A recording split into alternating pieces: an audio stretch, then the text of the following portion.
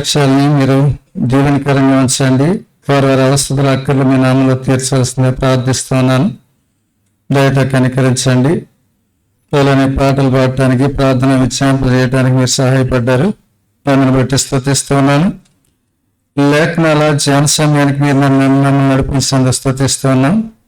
చదివినటువంటి లేఖనాన్ని దీవెనకరంగా ఉంచండి ప్రభా, సహాయం చేయండి. అందులో సత్యాన్ని మీరు మాకు వెల్లడి చేయండి. నన్ను మరుగు చేసి మీరే నాతో మాట్లాడమని మీ కృపగలిగిన హస్తాలకు అప్పగించుకుంటూ ఉన్నాం. నిద్రమత్తు పరచాన్ని విడుదల కలిగి వాక్యం కొరకు కేంద్రీకృతమవడానికి మీరు సహాయం చేయండి. అలా నా వెనుక మీ దాసులు అలానే సందీప్ గారు వాక్యాన్ని అందించాలి. వారిని కూడా మీ ఆత్మ నింపండి ప్రభు, సహాయం చేయండి. ఉన్నతమైన అనుభవాల ద్వారా మీరు మాతో మాట్లాడమని కృప చూపించమని యేసు ఘననామంలో స్తుతించి ప్రార్థిస్తున్నాను తండ్రి, ఆమేన్. ఇక్కడ మనం చదివినటువంటి వాక్య భాగంలో దావీదు భక్తుడు ఏం మాట్లాడుతున్నాడు అంటే, పిలుస్తున్నాడు ఏమని, యెహోవా యందు భయభక్తులు గలవారులారా అని పిలుస్తా ఉన్నాడు. నిజానికి ఈ 31వ తారీఖు రాత్రి 31st నైట్ అంటే అనేక మంది ఆయా రీతుల్లో గడుపుకుంటారు. కొందరు వారి వ్యసనాల్లో సంతోషిస్తారు. వారికున్న ఏ అలవాటు ఉంటే అలవాట్లు వాళ్ళు ఆనందపడతా ఉంటారు. కానీ దేవుని దగ్గరికి వచ్చేవారు, దేవుని స్తుతించేవారు ఎవరు? ఆయనని ఎరిగిన వారు, ఆయన ద్వారా మేలులు పొందిన వారు, ఆయన ఇందు భయభక్తులు కలిగిన వారు మాత్రం ఆయన సన్నిధిలో గడుపుతూ ఉంటారు. కానీ ఇక్కడ నేను చెప్పిన మాట ఏంటంటే, యెహోవా యందు భయభక్తులు గలవారులారా ఆయనను స్తుతించడి అంటే, ఇక్కడ స్తుతించవలసిన అవసరం, దేవుణ్ణి స్తుతించవలసిన అవసరం మనకి ఎంతైనా ఉంది. ఎందుకంటే ఇంతవరకు మనం విన్నటువంటి సాక్ష్యాలు వాళ్ళ పడిన కష్టాల దగ్గర, దేవుడు వాళ్ళని ఆదుకున్న విధానం దగ్గర మరి స్తుతించాలిగా. దానికి ఇప్పుడు మనందరం ఇక్కడ ఎందుకు వచ్చామంటే, సజీవులుగా ఉన్నాం. ఆయన కృపచేత మనల్ని కాపాడారు. చెప్పాలంటే ఈ సమయం చూడాలని అందరూ అనుకోవచ్చు. కానీ అలాంటి వారు అందరూ ఏదో రీతిలో కాలగర్భంలో కలిసిపోయి ఉండవచ్చు. ఎక్కడున్న మనందరం వాళ్ళకంటే ఎంత మాత్రం గొప్పవాళ్ళం మాత్రం కాదు. కానీ ఎందుకున్నామంటే ఆయన మహాకృపను బట్టి, ఆయన భద్రత మన మీద ఉండడాన్ని బట్టి మన సజీవులుగా ఆయన సన్నిధికి వచ్చి ఆయన స్తుతించడానికి, ఆయన ఆరాధించడానికి ఆయన దగ్గరికి వచ్చాం. ఎవరు నాకు దేవుడు మేలు చేయలేదనే వారు ఉంటారు.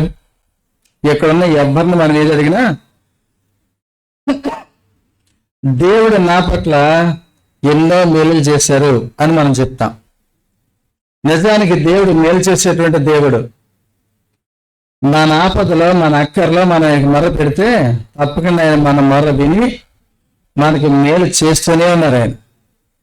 అందుకని మనం దేవుడిని ఏం చేయాలి? స్తుతించాలి. కానీ దావీదు భక్తుడు ఉన్నతమైన విషయాన్ని ఇక్కడ మాట్లాడుతూ ఉన్నాడు. తర్వాత ఏమంటాడంటే, యాకోబు వంశస్థులారా, ఎవరు మనందరం? యాకోబు వంశమే. అంటే అబ్రహాంలో నుంచి, ఆదాములో నుంచి, అబ్రహాంలో నుంచి, యాకోబులో నుంచి అదే వంశానికి చెందిన వాళ్ళం. యాకోబు నుంచి గోత్రాలు ఏర్పడ్డాయి. కానీ యాకోబు వంశానికి ఏం చెప్తున్నాడు అని అంటే, దేవుణ్ణి ఘనపరచాలి. మన జీవితంలో ఘనతకు పాత్రుడు ఆయన మాత్రమే. ఆయననే మనం ఘనపరచాలి. ఎందుకంటే మనకి ఎలాంటి సమస్య ఉన్నా, ఎలాంటి అక్కర ఉన్నా, ఎలాంటి అవసరం ఉన్నా ఆయన మాత్రమే మనకు మేలు చేయగలిగినటువంటి దేవుడు. అందుకని మనం ఆయన ఏం చేయాలి? ఘనపరచాలి. మరొక మాట అంటాడు, ఇశ్రాయేలు వంశస్థులారా. యాకోబు, ఇశ్రాయేలు ఒకటే, రెండు. యాకోబునే దేవుడు ఇశ్రాయేలు అన్నది. ఎక్కడంటాడు? ఇశ్రాయేలు వంశస్థులారా మీరందరూ ఆయనకి భయపడండి. ప్రతి ఒక్కళ్ళు ఎలా ఉండాలంటే దైవ భయం కలిగి దేవుని గణపరుస్తూ ఉండాలి, ఆయన్ని స్తుతిస్తూ ఉండాలి.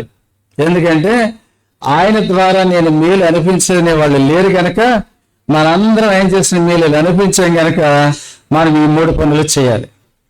ఒకటి, ఆయన్ని స్తుతించాలి, ఆయన్ని గణపరచాలి, ఆయనకి భయపడే వాళ్ళంగా మనం ఉండాలి. అందుకన్నాడు, యెహోవా యందు భయభక్తులు గలవారులారా ఆయనను స్తుతించండి అని. ఇది దావీదు భక్తుని యొక్క అనుభవం. యెర్మీయా భక్తుడు ఆ మాట చెప్తాడు. ఆయన కూడా ఏం చెప్తాడో చూద్దాం.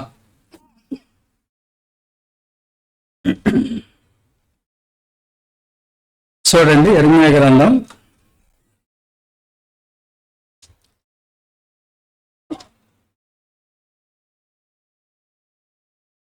22వ అధ్యాయం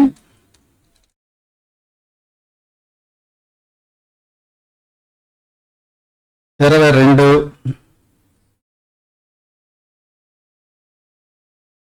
20వ అధ్యాయం 20వ అధ్యాయంలో 13వ వచనాన్ని మనం చదువుదాం. యెహోవాను కీర్తించడి, యెహోవాను స్తుతించడి, దుష్టుల చేతిలో నుండి దరిద్ర ప్రాణమును ఆయనే విడిపించున్నాడు. అంటే యెర్మీయా భక్తుని యొక్క అనుభవం చూడండి. ఆ యెర్మీయా భక్తుడు ఏం మాట్లాడుతూ ఉన్నాడు అంటే, యెహోవాను కీర్తించండి, యెహోవాను స్తుతించండి. ఎందుకంటే దుష్టుని యొక్క చేతుల నుంచి దరిద్రుని ప్రాణమును ఆయనే విడిపించను. లోకమంతా దుష్టుని యందు ఉంది, దుష్టుని యొక్క ప్రభావంతో ఉంది. ఈ లోకం దుష్టుని యొక్క జిమ్మికుల చేత ఆకర్షించబడతా ఉంది. కానీ వారి చేతుల నుంచి దేవుడు మనల్ని ఏం చేశాడు? ఆయన విడిపించాడు, ఆయన కాపాడాడు. కనుక మనం ఏం చేయాలంటే యెహోవాను స్తుతించాలి, కీర్తించాలి అని యెర్మీయా భక్తుడు తన అనుభవం నుంచి మాట్లాడుతూ ఉన్నాడు. అన్న సాక్ష్యాల్లో కొన్ని విషయాలు ఏంటంటే, ఈ సంవత్సర కాలంలో ఏ వారమో నేను మానకుండా దేవుడు సహాయం చేశాడు అనేది గ్రేటే. అబ్బో, ఎన్ని ఆటంకాలు వస్తూ ఉంటాయి, వాటన్నిటిని అధిగమించకుండా మనం ప్రభువులో కొనసాగలేం. అక్కడ కూడా ఆయన మెండైన కృప మన పట్ల ఉంది. ఆయన కృప కలిగినటువంటి దేవుడు కనుక ఇప్పుడు ఆయన దుష్టి యొక్క చేతుల నుంచి మనల్ని విడిపించాడు కనుక మనం ఎప్పుడు ఆయన్ని కీర్తిస్తూ ఉండాలి, స్తుతిస్తూ ఉండాలి అని దావీదు భక్తుడు చక్కటి అనుభవాన్ని మనకి రాశాడు. యెర్మీయా భక్తుడు. సరే, యెషయా భక్తుడు రాసినటువంటి గ్రంథాల్లో హిజ్కియా చేసినటువంటి పలికిన మాటలు ఉంటాయి. మనం అవి కూడా చూద్దాం. యెషయా గ్రంథం 38వ అధ్యాయం.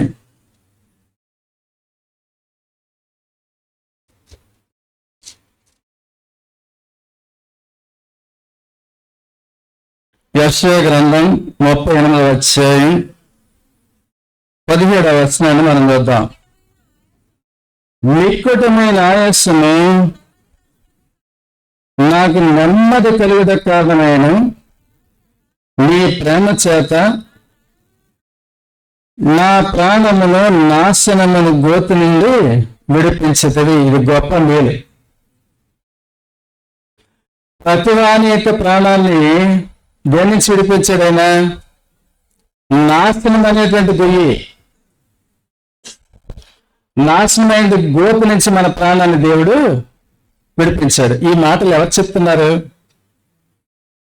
రాసింది యెషయా గ్రంథకర్త, కానీ ఈ మాటలు మాట్లాడుతున్నది హిజ్కియా భక్తుడు. 38వ అధ్యాయం ఎంట్రన్స్ లో హిజ్కియా గురించే ఉంటుంది. ఈ అధ్యాయం అంతా తన గురించే ఉంటుంది. నెక్స్ట్ అధ్యాయంలో కూడా తన విషయాలు ఉంటాయి. కానీ ఇప్పుడు హిజ్కియా తనకు జరిగినటువంటి ప్రమాదం దగ్గర, తనకు వచ్చినటువంటి వ్యాధి దగ్గర అక్కడ అనుభవంలోంచి పలుకుతున్నాడు, నాశనం అనే గోతు నుంచి నా ప్రాణాన్ని విడిపించావయ్యా అంటున్నాడు. అంటే అతడు దేవుని స్తుతిస్తున్నాడు. ఇప్పుడు ఎలాంటి ప్రమాదకరమైన వ్యాధి వచ్చింది అని అంటే, అతని పాదంలో జబ్బు పుట్టింది, నీవేక మరణమవుతున్నావు అనే వార్త వినబడింది. పశ్చాత్తాపడ్డాడు, ఏడ్చాడు. అన్నాడు, ప్రభా నీ విషయంలో అర్థంగా ప్రవర్తించానో దయతో జ్ఞాపకం చేసుకున్నామని అడిగాడు. తిరిగి దేవుడు 15 సంవత్సరాలు ఆయుష్ పెంచాడు. అక్కడ తన అనుభవం నుంచి ఈ మాట మాట్లాడుతూ ఉన్నాడు. నిక్కటమైన ఆయాసము నాకు నెమ్మది కలుగుటకు కారణమైన నీ ప్రేమ చేత నా ప్రాణమును నాశనముని గోతు నుంచి విడిపించితివి అని అంటాడు. నీ వీపు వెనుక నా పాపములన్నీ పారవేసితివి. ఏమొప్పుకుంటున్నాడు? నాలో చాలా పాపం ఉంది, పాపాలే అన్నాడు. కానీ ఈ పాపాలన్నీ ఎక్కడ వేసావు అంటే నీ వీపు వెనక వేశావు. దేవునికి మనకున్న తేడాది. ఎవరి విషయంలోనైనా మనకి బాధ కలిగితే లేకపోతే మనం ఎవరైనా బాధపరిస్తే వాళ్ళకి కనిపించడం వల్ల అది గుర్తొస్తుంది. కానీ దేవుడు అయితే అలా కాదట. మన పాపాలన్నీ ఏం చేశాడు? ఆయన వీపు వెనకేసుకున్నాడు. 18వ వచనం చూడండి. పాతాళమున నీకు స్తుతి కలగదు, మృతి నీకు కృతజ్ఞతాస్తుతులు చెల్లింపదు, సమాధిలోకి దిగివారు నీ సత్యమును ఆశ్రయించారు. ఒకసారి ఆగుదామమ్మా. ఇక్కడ ఏం చెప్తున్నాడు అని అంటే, పాతాళమున నీకు స్తుతి కలగదు. పాతాళంలో ఏముంటది?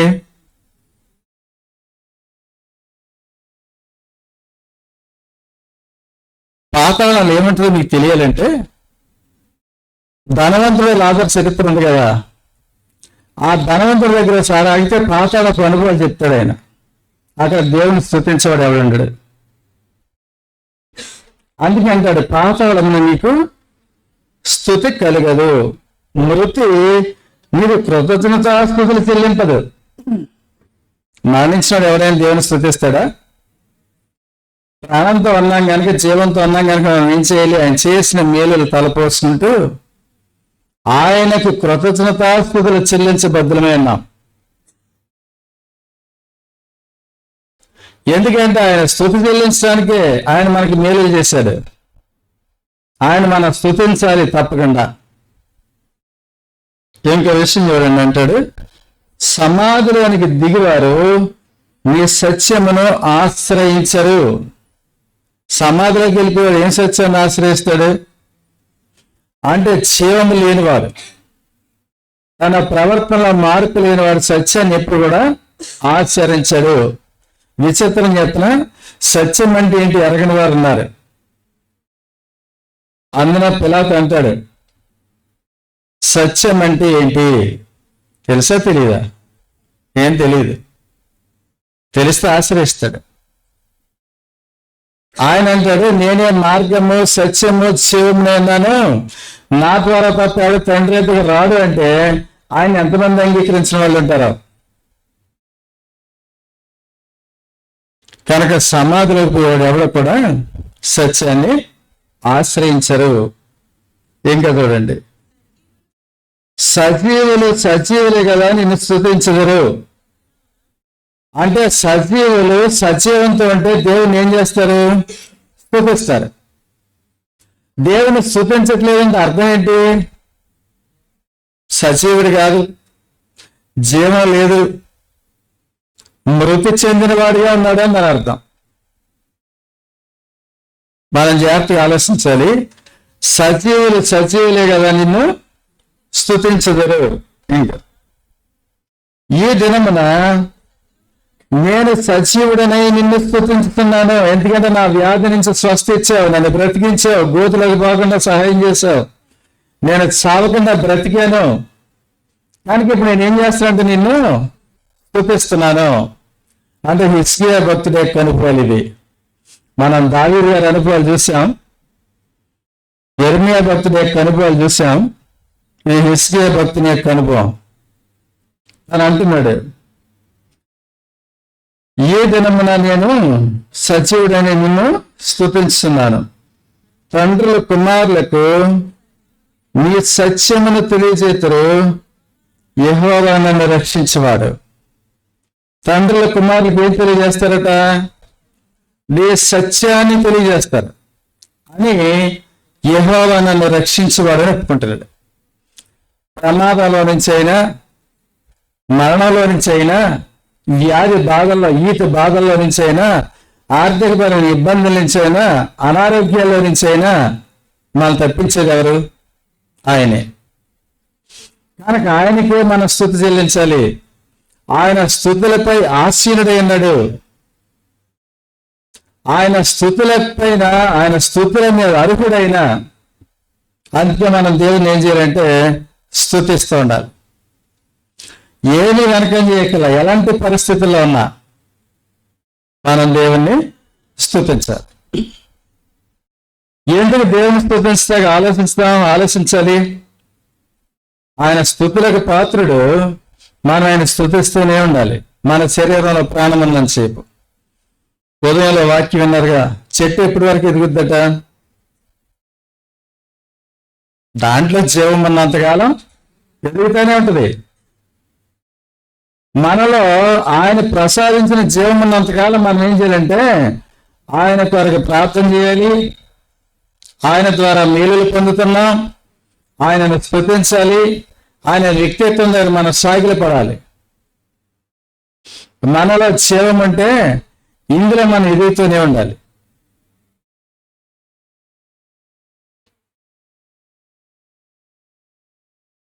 యెర్మీయా భక్తుడే మరొక మాట మాట్లాడతాడు, చూద్దాం. 33వ అధ్యాయం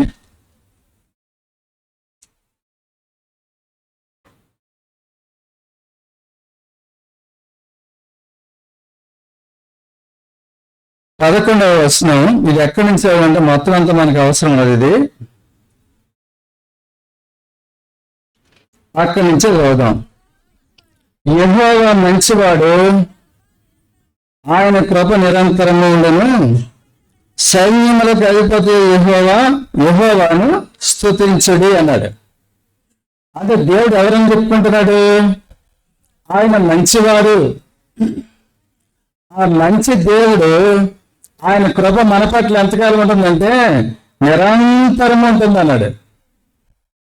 ఆయన ఎక్కడి నుంచి మాట చెప్తాడో తెలుసా మీకు?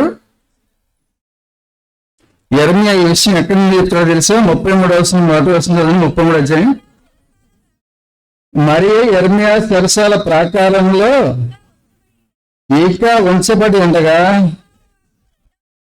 యెహోవా వాక్కు రెండవసారి అతనికి ప్రత్యక్షమే ఇలాగ చదివించాను. ఇంకా ఎక్కడుండగా చెప్తుంది ఈ మాట? చెరసాల ప్రాకారాల్లో ఉండగా చెప్తున్నాడు. అంటే ఎలాంటి కష్టంలో ఉన్నాయన్నా దేవుడు ఎవరైనా ఒప్పుకుంటాడంటే యెహోవా మంచివాడు అని ఒప్పుకుంటున్నాడు. ఈ మంచి దేవుడిని మనం ఏం చేయాలంటే కృతజ్ఞతాస్తుతులు చెల్లించాలి. అంటే తన కనుపుల నుంచి 2 భాగాలు మనం చూసాం. కీర్తన గ్రంథానికి రండి.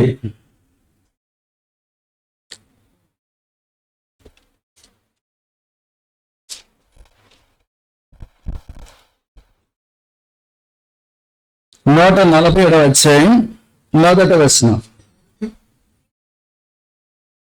యెహోవాను స్తుతించుడి, మన దేవునికి స్తోత్రగానము చేయటం మంచిది.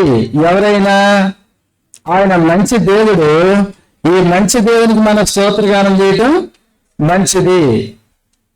ఎవరిని స్తుతించమని చెప్తాడు దావీదు భక్తుడు?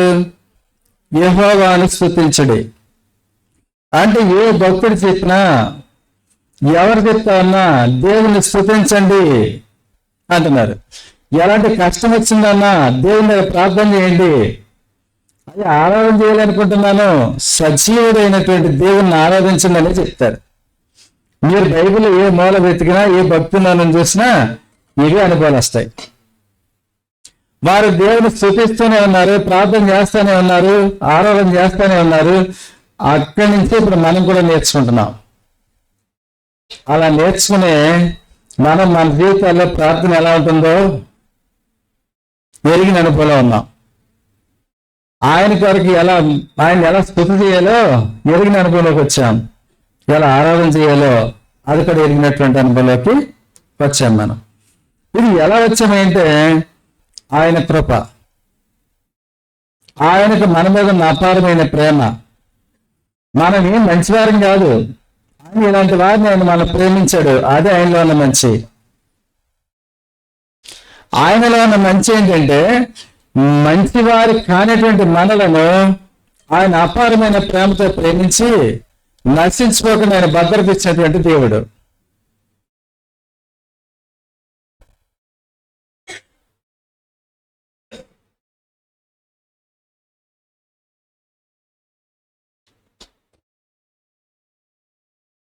యెషయా గ్రంథానికి వద్దాం ఒకసారి.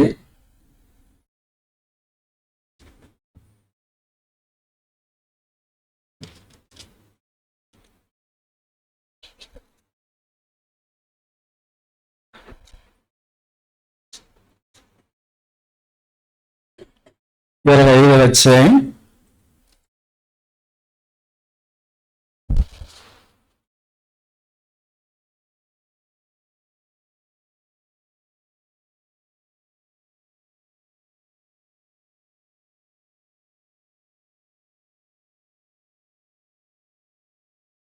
మొదటి వచనం.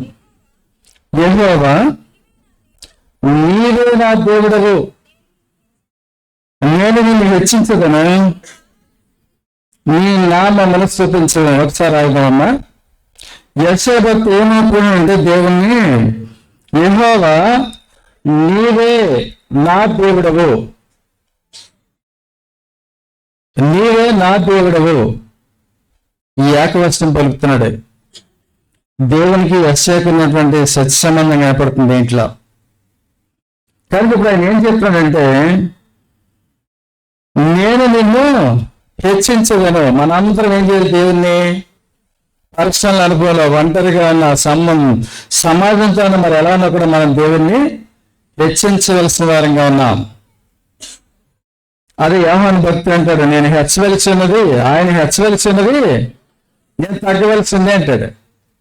అంటే ఎవరిని హెచ్చించాలి? మనందరం కలిసి ఎవరు రక్షకుడు, ఎవరు నా దేవుడు అనుకుంటున్నామో, ఎవరు మన పాపానికి క్షమాపణ కలిగజేసిన వాడో ఆయన్ని మనం హెచ్చించాలి. దేవుని హెచ్చించే దగ్గర మనం ఎంత తగ్గింపు జీవితం కలిగి ఉండాలో అది మనకు అర్థమైతే ఎప్పుడు మనం ఆయన్ని హెచ్చిస్తూనే ఉంటాం. ఈ సంవత్సరపు చివరిలో దేవుని స్తుతించడానికి ఆయన మనతో మాట్లాడుతున్నాడు. ఇంకేమంటాడు చూడండి. నీవు అద్భుతములు చేసితివి, సత్య స్వభావం అనుసరించి నీ పూర్వకాలమును చేసిన నీ ఆలోచనలు నెరవేర్చితే అని ఒప్పుకుంటున్నాడు. ఆయన ఎలా ఏ కార్యాలు చేశాడంట? అద్భుత కార్యాలు. ఎవరి విషయంలో అద్భుత కార్యాలు చేసేటువంటి దేవుడు. వాక్యాన్ని జాగ్రత్తగా పట్టించుకోవాలి. అది చదువుతున్నా మన వాక్యం వింటున్నా చాలా జాగ్రత్తగా అది మనం వంట పెట్టించుకుంటే వాక్యం తాలూకు జీవం మనల్ని ఏం చేస్తుందంటే జీవపు క్రియలు చేసేటట్టుగా చేస్తుంది. వాక్యం లేకుండా జీవక్రియలు చేయలేము. ఎందుకంటే జీవవాక్యం ఎవరు అంతరంగంలో ఉందో ఆ జీవవాక్యం ద్వారా ఎవరు బ్రతుకుతున్నారో వారు ఏం చేస్తుంటే జీవపు క్రియలు చేస్తూ దేవుని మహిమపరుస్తూనే ఉంటారు చివరి వరకు. అది మనం చేయాలి. అందుకే ఆయన అన్నాడు, యెహోవా యందు భయభక్తి గల వారారా ఆయనను స్తుతించండి.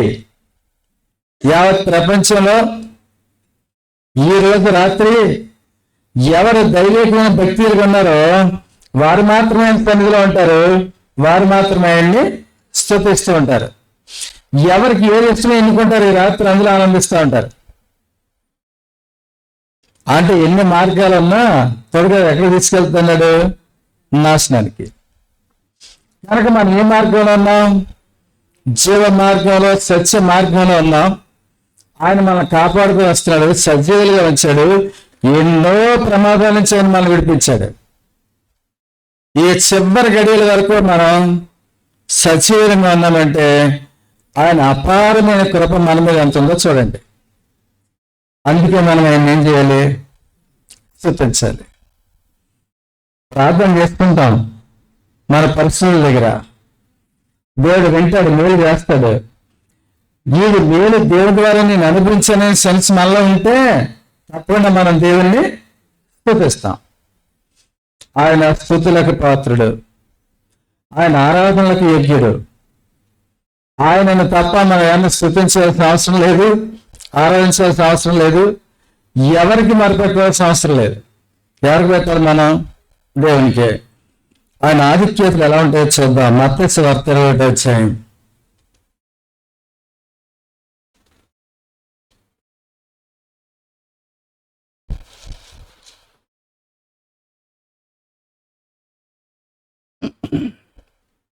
మత్తయి సువార్త 21వ అధ్యాయం 9వ వచనం. జన సమూహములలో ఆయనకు ముందు వెలుచుండిన వారును వెనక వచ్చుండిన వారును దావీదు కుమారునికి చేయండి. ఎవరికి చేయగలగలట? ప్రభువైన యేసుక్రీస్తు వారు. ఆయన దావీదు కుమారుడికి లోకంలోకి వచ్చాడు, దావీదు వంశంలోంచి లోకంలోకి వచ్చాడు కనుక దావీదు కుమారునికి జయం కలిగినగా. కానీ ఆయనకి ముందున్న వారు చెప్తున్నారు అదే మాట, ఆయనకి వెనక ఉన్నవారు కూడా అదే మాట చెప్తా ఉన్నారు. అంటే అందరూ ఒప్పుకుంటున్నారు అదే విషయాన్ని. ఇంకా ప్రభు పేట వచ్చేవాడు స్తుతించబడిన గాక. ఎవరి పేట వస్తుంది? ప్రభు పేట వచ్చేవాడు స్తుతించబడిన గాక.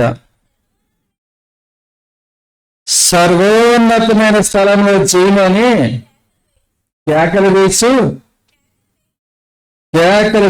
ఏమని కేకలు వేస్తాను? సర్వోన్నతమైన స్థలాల్లో దేవునికి మహిమ కలగాలి అని కేకలు వేస్తున్నారు. మనలో వాక్యపు చేయమంటే ఆయన మహిమ కలుగు కేకలు వేయకుండా మనం ఉన్నాం.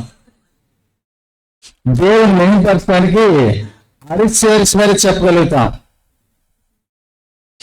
ఎందుకంటే ఏం కలగాలి? సర్వోన్నతమైన స్థలాల్లో ఆయనకు మహిమ కలగాలి, ఉన్నతమైన స్థలాలు ఆయనకు మహిమ కలగాలి.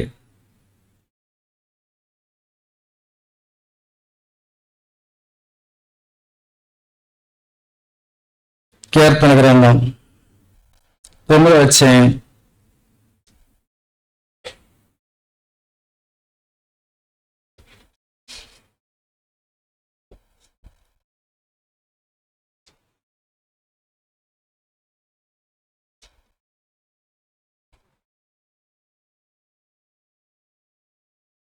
9వ అధ్యాయం 1వ వచనం.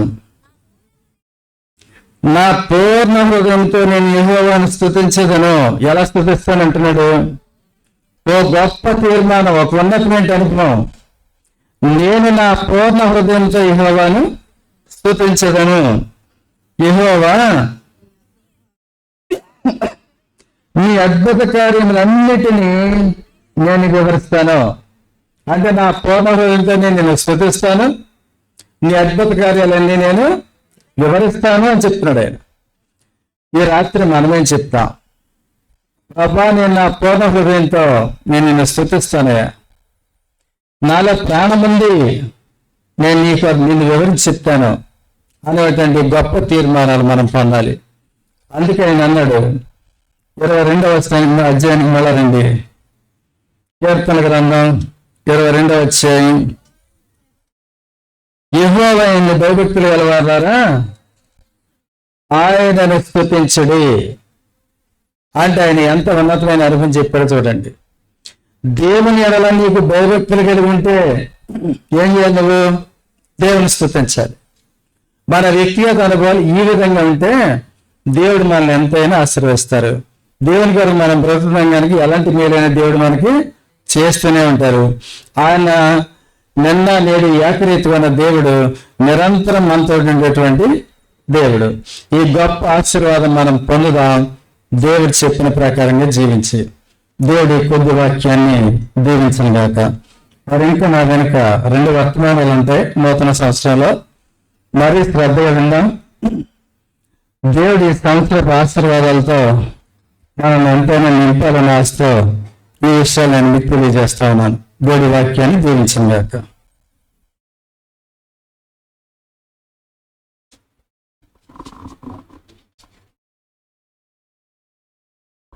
నాకు కార్డ్లెస్ మైక్ పెట్టాల్సిందా?